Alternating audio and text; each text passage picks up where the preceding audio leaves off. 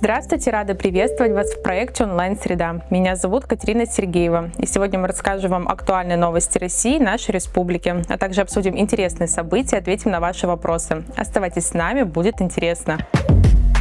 В Госдуме напомнили, что с сентября фельдшеры смогут заменять врачей. В России с 1 сентября фельдшеры и акушерки при нехватке или временном отсутствии специалистов смогут исполнять обязанности лечащих врачей, включая терапевтов, педиатров и акушеров-гинекологов. Изменения вводятся согласно приказу Минздрава России. Новый порядок будет применяться только в рамках оказания первичной медико-санитарной и скорой медицинской помощи. Имеющий необходимые навыки и опыт медицинский работник среднего звена может провести первичный осмотр пациента, собрать анамнез заболевания и сделать простые обследования. Также он сможет назначить и применять лекарственные препараты.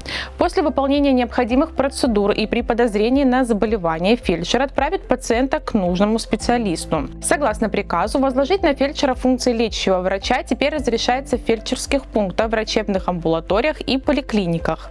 Делегировать соответствующие полномочия может руководитель медицинской организации своим приказом. Принятие данного решения вызвано нехваткой врачебных кадров, особенно в сельских территориях, что негативно сказывается на доступности и качестве оказания медицинской помощи. В феврале глава Минздрава Михаил Мурашко сообщил, что в России не хватает около 23,5 тысяч врачей и почти 64 тысячи среднего медицинского персонала. Федеральным проектом к 2030 году предусмотрено снижение дефицита врачей до уровня 5% от базового дефицита врачей, сложившегося на начало 2025 года. С 1 сентября в России вступает в силу норма, согласно которой месячный заработок сотрудника не может быть уменьшен более чем на 20%. Эта мера призвана защитить работников от необоснованного лишения премий и других недоплат. Руководитель теперь не сможет оставить сотрудника без значительной части заработка. Даже по трудовому договору он считается премией. Месячный заработок после лишения премии или части может уменьшиться только на 20%. Эта норма защищает работников от необоснованных штрафов и прочих недоплат со стороны недобросовестных работодателей. Кроме того, согласно новому закону, с 1 сентября подростки с 14 лет смогут официально работать в выходные дни во время летних каникул. Эта возможность будет доступна со следующего лета по направлению службы занятости или в составе студенческого отряда. Ранее сообщалось, что с 1 сентября 2025 года в России также вступают в силу новые правила расчета заработной платы и доплат за ночные смены. Минимальная надбавка за ночную работу теперь установлена на федеральном уровне и составляет не менее 20% от часовой ставки. Кроме того, изменился порядок вычисления среднего заработка. В отпускные, командировочные, выходные пособия теперь включаются все виды премий, надбавок и стимулирующих выплат. С 1 сентября о безопасности зрителей на концертах позаботится полиция и ЧОПы. Зрелищные мероприятия нельзя будет проводить в местах, не соответствующих требованиям антитеррористической защищенности. Соответствующий закон вступает в силу 1 сентября. Организаторы зрелищных мероприятий будут обязаны отвечать за безопасность посетителей и артистов, а само проведение концерта или выставки придется оснастить инфраструктурой и оборудованием, способным уберечь жизнь и здоровье людей. Для охраны при необходимости можно будет привлекать ЧОПы с использованием их технических средств, а также организации подведомственной Росгвардии. Если мероприятие проходит в спортивном сооружении, то на договорной основе можно задействовать контролеров-распределителей. По обращению органов внутренних дел собственнику придется выделить на время проведения мероприятия служебное и подсобные помещения, чтобы за безопасностью людей проследили правоохранители. С 1 сентября в России за продажу зажигалок детям будут штрафовать на 2 миллиона рублей. При покупке зажигалок, аэрозолей и газовых баллончиков теперь обязательно нужно будет предъявить паспорт или другой документ, подтверждающий возраст. Причина такого решения – возвращение проблемы токсикомании, снифинга в молодежной среде. С 2019 года зарегистрировано примерно 800 смертельных случаев детей и подростков. Новая законодательная мера направлена на борьбу с подростковой токсикоманией. За нарушение запрета продавцам грозят крупные штрафы для обычных граждан от 200 до 300 тысяч рублей, для должностных лиц от 500 до 700 тысяч, а для юридических лиц от 1,5 до 2 миллионов рублей. Закон обязан соблюдать и при дистанционных продажах. Продавцы обязаны требовать подтверждения возраста покупателя или иным способом удостовериться, что покупатель совершеннолетний. В России запретили рекламу в Instagram и Facebook. С 1 сентября в России нельзя распространять рекламу на признанных экстремистских сайтах. Об этом говорится в законе о внесении изменений в статью 12 Федерального закона о противодействии экстремистской деятельности и Федеральный закон о рекламе, который уже вступил в силу. Закон о запрете рекламы на экстремистских ресурсах в первую очередь коснется Instagram и Facebook. Принадлежат корпорации Meta, признанной экстремистской организацией и запрещенной в Российской Федерации. Реклама на таких ресурсах будет трактоваться как нарушение законодательства о рекламе. Статья 14.3 КоАП. Она предусматривает за нарушение штрафа до 2500 рублей для граждан, до 20 тысяч рублей для должностных лиц и до 500 тысяч рублей для юридических лиц. Ответственность будет наступать не только за новые рекламные публикации, но и за неудаленные ранее размещенные рекламы, говорится в разъяснительной ФАС. Старая реклама при этом не будет попадать под закон, если ее не пытаться актуализировать, репостить, отсылать в новых постах к старым рекламным, ставить соответствующие хэштеги, размещать в закрепах или с использованием рекомендательных механизмов соцсетей. Госпошлины для автовладельцев взлетели, новые тарифы с 1 сентября. Среди основных изменений стоимость выдачи водительских удостоверений старого образца увеличилась с 2000 до 4000 рублей, а нового образца с 3000 до 6. Также возросли тарифы на оформление свидетельства о регистрации транспортного средства на бумажном носителе с 500 до 1500, на пластиковом с 1500 до 4500 рублей. Дополнительно повышены пошлины на замену государственных номеров автомобиля с 2000 до 3000 рублей, на выдачу паспорта транспортного средства с 800 до 1200 рублей и на оформление международного водительского удостоверения с 1600 до 3200 рублей. Внесение изменений в ранее выданный паспорт теперь обойдется в 525 рублей вместо прежних 350 рублей. Кроме того, увеличены тарифы на другие услуги. Выдача регистрационных знаков для мотоциклов теперь стоит 2250 рублей. Разрешение на изменение в конструкции транспортного средства до 3000 рублей, а документ о допуске к перевозке опасных грузов до 2250 рублей. Продление такого документа будет стоить 1500 рублей. Выдача регистрационных знаков «Транзит» оценивается в 300 рублей для бумажных версий, 2400 рублей для металлических. Параллельно с этим вступил в силу обновленный перечень медицинских противопоказаний и ограничений для управления автомобилем, который теперь включает новые пункты, такие как общее расстройство психологического развития и аномалии цветового зрения. Также начали действовать новые правила освидетельствования граждан на состояние алкогольного опьянения. Правительство утвердило правила маркировки звонков с бизнес-номеров. С 1 сентября этого года все операторы связи с сети, которых звонят организации и индивидуальные предприниматели, будут обязаны передавать информацию об инициаторе звонка, чтобы она отображалась на мобильных телефонах абонентов. Подписано соответствующее постановление правительства, которое утверждает порядок передачи и состав такой информации. Согласно документу, при входящем вызове на экране телефона абонента будет отображаться наименование компании, либо индивидуального предпринимателя, либо их коммерческое обозначение, а также категория вызова в зависимости от основного вида деятельности звонящего, например, банк, реклама, недвижимость, услуги связи. Текст сообщения может содержать до 32 символов, включая цифры и буквы кириллического или латинского алфавита. Правительство системно повышает безопасность граждан в цифровой среде, а внедрение маркировки звонков – важный шаг в этой работе. В результате человек сможет увидеть на экране своего телефона не просто неизвестный номер, а название компании и цель звонка. Это лишает мошенников их главного инструмента – анонимности и позволяет гражданам надежно фильтровать нежелательные и потенциально опасные звонки. Передача данных будет осуществляться операторами связи на основании договора об отражении информации, заключенного с представителем бизнеса.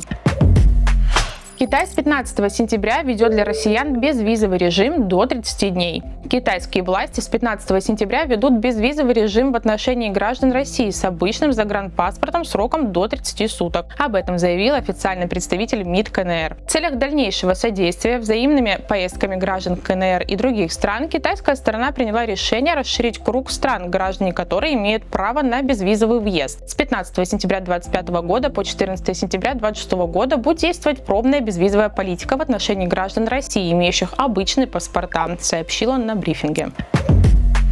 Коми открыли современное отделение для лечения туберкулеза с лекарственной устойчивостью. В Республиканском противотуберкулезном диспансере после масштабного капитального ремонта открылось новое отделение для пациентов с множественной и широкой лекарственной устойчивостью микобактерий. Современное медицинское подразделение построено на республиканские средства и полностью отвечает требованиям инфекционного контроля. Главная особенность нового отделения – палаты, рассчитанные на 1-2 человек с индивидуальным душем и туалетом в каждом боксе. Но самое важное – палаты оборудованы как помещения с отрицательным давлением по современным стандартам безопасности в фтизиатрии. Система отрицательного давления работает таким образом, что воздух из палат вытягивается наружу, а не выходит в коридоры или другие помещения. Это важный инструмент защиты медицинского персонала и других пациентов от заражения, особенно при открытых формах туберкулеза. В отделении установлена новая мебель для пациентов и медперсонала. Особое внимание уделено комфорту сотрудников. Для них созданы отдельные раздевалки, душевая и зона питания. В настоящее время в отделении проходит лечение 15 пациентов. Как отметил глава Республики Коми Ростислав Гольдштейн, создание современных условий для лечения социально значимых заболеваний является приоритетной задачей региональной власти. Наша обязанность обеспечить жителей республики качественной и доступной медицинской помощью, особенно при лечении таких сложных заболеваний, подчеркнул руководитель региона. Новые технологии и комфортные условия позволят повысить эффективность лечения сложных форм заболевания и обеспечить максимальную безопасность для всех участников лечебного процесса. Пенсионерка из Инты в страхе отдала мошенникам 3,5 миллиона рублей. В МВД России Интинский поступило сообщение от сотрудника банка о том, что пожилая клиентка, вероятно, находится под влиянием мошенников. В полиции установлено, что 69-летняя местная жительница первоначально позвонил человек, который под предлогом замены счетчика попросил сообщить код, поступивший на ее телефон. Впоследствии в течение недели ей звонили якобы сотрудники ФСБ. Он сообщил, что ее учетная запись на портале госуслуги взломана и от ее имени оформлена доверенность. Под предлогом предотвращения несанкционированного списания денежных средств собеседник рекомендовал перевести все сбережения на безопасный счет. Пенсионерка, находясь под постоянным психологическим давлением и в страхе, сняла накопленные в размере 3,5 миллионов рублей и через банк перевела злоумышленникам. По данному факту следователям возбуждено уголовное дело по признакам преступления, предусмотренного частью 4 статьи 159 УК РФ «Мошенничество». МВД по Республике Коми напоминает: никогда никому не сообщайте коды, пароли из СМС-сообщений. Не поддавайтесь панике и давлению. Мошенники искусственно создают стрессовую ситуацию, лишая вас возможности трезво оценить происходящее. Не устанавливайте на свой телефон по просьбе незнакомцев какие-либо приложения. Кладите трубку сразу же, как только разговор заходит о деньгах, переводах, ваших счетах или проблемах с документами, которые можно решить только в финансовой операции. Проконсультируйтесь с близкими или непосредственно с сотрудниками вашего банка, если у вас возникают малейшие сомнения в подобных звонках.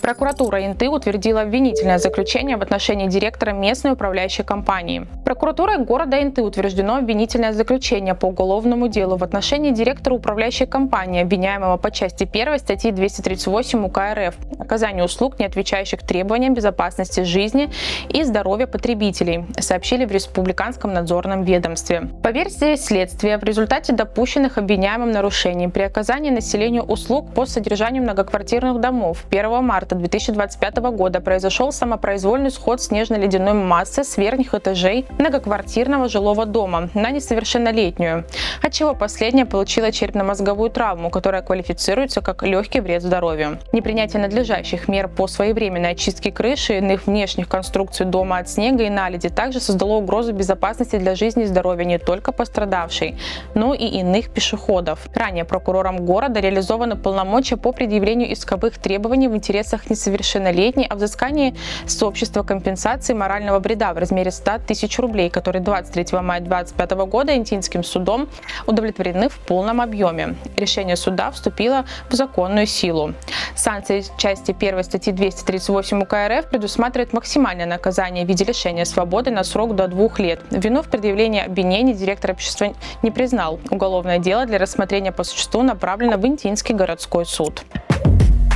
А сейчас мы ответим на самые интересные вопросы, которые задавали интинцы на этой неделе. Когда в Инте начнется отопительный сезон? Смотрите, в соответствии с действующим законодательством, чтобы затопить котельную и пустить тепло по городу, необходимо, чтобы среднесуточная температура на протяжении 5 дней была меньше 8 градусов, плюс 8. На сегодняшний день среднесуточная температура 12 градусов. Вместе с тем, мы все прекрасно понимаем, что у нас вчера состоялся День знания, дети пошли в школу, в садики, и было принято решение запустить отопление в социальные учреждения, школы, садики и остальные спортивные школы. Когда температура будет ниже 8 градусов, мы обязательно запустим тепло, и тепло будет во всех домах нашего города. Все дома промыты, все 261 многоквартирный дом промыт, подготовлен к отопительному сезону. Они могут запускаться и пускать тепло. Все социальные учреждения со вчерашнего дня запущены. Сегодня мной лично было проверен весь обзвон, везде тепло есть, во всех школах, садиках тепло есть. Когда в Инде приступят к ямочному ремонту? В данный момент проводятся ремонтные работы дорожного покрытия при помощи холодного асфальта. Заключенный муниципальный контракт выполнен процентов на 50. Завершены работы на участке автомобильной дороги от улицы Морозова до Западного. На прошлой неделе, в конце недели, у подрядчика пришел завод, мини-завод по производству горячего асфальта. Пришли необходимые материалы для производства горячего асфальта. И согласно графика, подрядчик планирует приступить к выполнению ремонта дорожного полотна горячим асфальтом с 10 сентября. При помощи горячего асфальта будут выполнены работы на улицах Индустриальная, Предшахтная, Полярная, Бабушкина, Кирова, Дзержинского. Будет выполнено, согласно контракта, ремонт дорожного полотна 4,5 тысячи квадратных метров. Общей стоимостью 10 миллионов рублей. Срок выполнения работ по горячему асфальту 15 октября текущего года. Что случилось с интернетом в селе Одьвовом? По информации ПАО НТС, из строя вышла фемтосота, которая позволяла осуществлять сотовую связь. Администрацией в адрес ПАО НТС, ПАО Ростелеком, Минцифры написано обращение о необходимости восстановления сотовой связи для жителей села. На сегодняшний день работает только интернет, в котором можно будет осуществлять госуслуги и прочие мероприятия. Что делать, если взломали учетную запись на госуслугах? Что делать, если учетную запись на портале госуслуг взломали? Первый шаг – нужно восстановить доступ к учетной записи. Для этого нужно обратиться в центр «Мои документы». Также нужно защитить учетную запись, подключить контрольный вопрос. В разделе «Профиль «Безопасность. Действия в системе» необходимо проверить, что делали мошенники. Также нужно проверить список поданных заявлений. В ленте уведомлений это можно увидеть. Запросить на госуслугах список бюро кредитных историй, в которых хранится ваша кредитная история. Если вы увидели, что были поданы обращения в банке либо в микрофинансовой организации, нужно с ними связаться и сообщить, что подавали заявки не вы, а мошенники. И последний шаг – нужно обратиться с заявлением в МВД. Вот и подошел к концу выпуск проекта «Онлайн-среда». Благодарим вас за внимание. Надеемся, что вы узнали много нового и интересного. Увидимся с вами на следующей неделе. До новых встреч!